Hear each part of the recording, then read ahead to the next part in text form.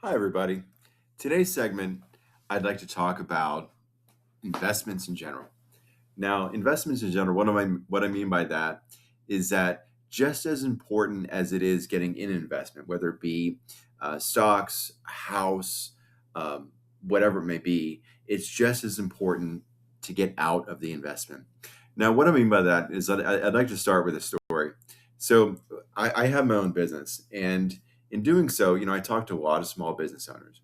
And I talked to a gentleman the other day, and he said he was building like a it's kind of like a workshop for his business, and he constructs houses, things like that, and he's spending a lot of money in doing so, and so um, and in doing so, obviously, when you build a property, is that you want since you put a lot of money in a couple years on the line, you not only want to get the money back that you put into it, but a little appreciation, of course, with housing prices or land and appreciation going up.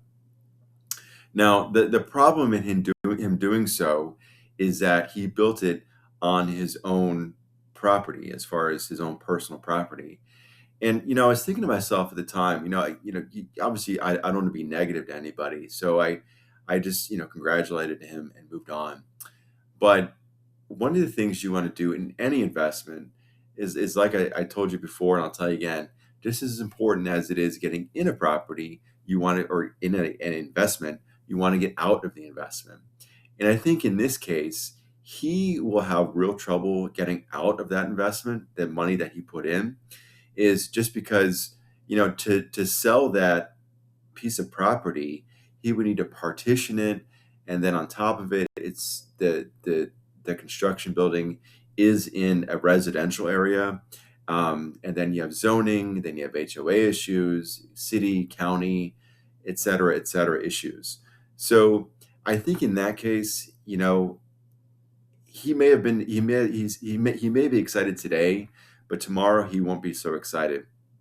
And even thinking to my situation, so ourselves, we recently bought a office condo. It's in just a generic, obviously commercial part of town, and that's a good example. My situation versus him, because yeah, we're going to put some money down, and we're going to work it, and pay mortgage and things like that. In a couple of years, we will be able to get out of that investment because it is a boring vanilla investment. And and think of that, because every time you buy a house, or you, let's say, buy stocks or stock appreciation, or whatever it may be, um, of an investment, you think, wow, I'm getting some money, or I'm moving on to the next phase of my life.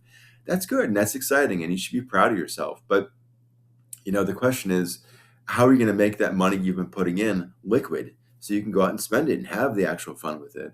Um, and think of the end game with you being in a beginning point in life. And hopefully this helps, because it's always good to keep an even head, and not get too inflated as far as, oh, hey, I'm gonna get this big house, or I'm gonna get whatever I'm gonna get. Think down the line. Think, how can I make this liquid? And hopefully this helps out. Whether you're in stocks, whether you're in buying real estate, or whatever your bag is, or art, or whatever your thing is as far as buying. Because the ultimate goal is to liquidate it and get the cash, and to spend the cash and have fun. Otherwise, you're just holding something that's a pain to deal with. You have to deal with plumbing, you have to deal with your taxes, you have to do all this stuff, and that's not so exciting. So just thinking that mindset when you get an investment, or whatever it may be. Hopefully this helps out, and it'll make you happier long term. But just a little bit about us: Metro Bookkeeping, right there, metroacc.com. Myself and my partner, 15 years of experience, so we've been around the block. You like us, you love us, you want more of us, check us out, like and subscribe. Until next time.